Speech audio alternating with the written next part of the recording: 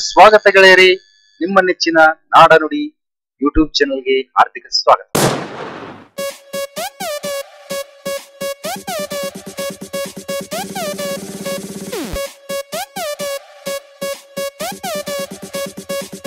ಸ್ವಲ್ಪ ಆದರೂ ಒಳ್ಳೆಯದು.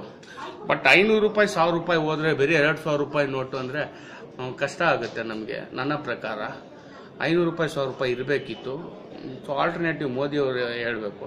ಯಾಕಂದರೆ ಪ್ರೈಮ್ ಮಿನಿಸ್ಟ್ರು ಅವರು, ನಾನಾಗಿದ್ದೆ, ನಾನು ಹೇಳ್ತಿದ್ದೆ ಆಲ್ಟರ್ನೇಟಿವ್. ಸೊ ಮೋದಿಯವರೇ ಇದು ಒಳ್ಳೆಯ ಐಡಿಯಾ. 500 ರೂಪಾಯಿ 1000 ರೂಪಾಯಿ ಬ್ಯಾನ್ ಮಾಡಿದ್ರ ಕಳ್ತನ ಮನಿ ಎಲ್ಲ ಹೋಗುತ್ತೆ, ಒಂದು ಬ್ಲ್ಯಾಕ್ ಮನಿ ಹೋಗುತ್ತೆ, ಕೋಟಾ ನೋಟು ಹೋಗುತ್ತೆ, ತುಂಬ ದೇಶಕ್ಕೆ ಉಪಯೋಗ ಬರುತ್ತೆ. ಅದೇ ಥರ ಸ್ವಿಸ್ ಬ್ಯಾಂಕಲ್ಲಿ ಎಷ್ಟೋ ಜನ ಕಳ್ತನದ ದುಡ್ಡಿಟ್ಟವ್ರೆ, ಎಷ್ಟೋ ಜನ ತಲೆ ಹೊಡೆದು ದುಡ್ಡಿಟ್ಟವ್ರೆ, ಬ್ಲ್ಯಾಕ್ ಮನಿ ಇಟ್ಟಿದ್ದಾರೆ. ಅದ್ರ ಬಗ್ಗೆ ನೀವು ಯಾಕೆ ಕ್ರಮ ಕೈ ತಗೊಳ್ಳಲ್ಲ? ಬೇಕಾದ್ರೆ ಅಮೇರಿಕನ್ಸ್ಗೆ ನಾನು ಹೇಳ್ತೀನಿ, ಯಾಕಂದರೆ ಹುಚ್ಚ ವೆಂಕಟ್ ಫ್ಯಾನ್ಸ್ ಅಮೇರಿಕಲ್ಲೂ ಇದ್ದಾರೆ.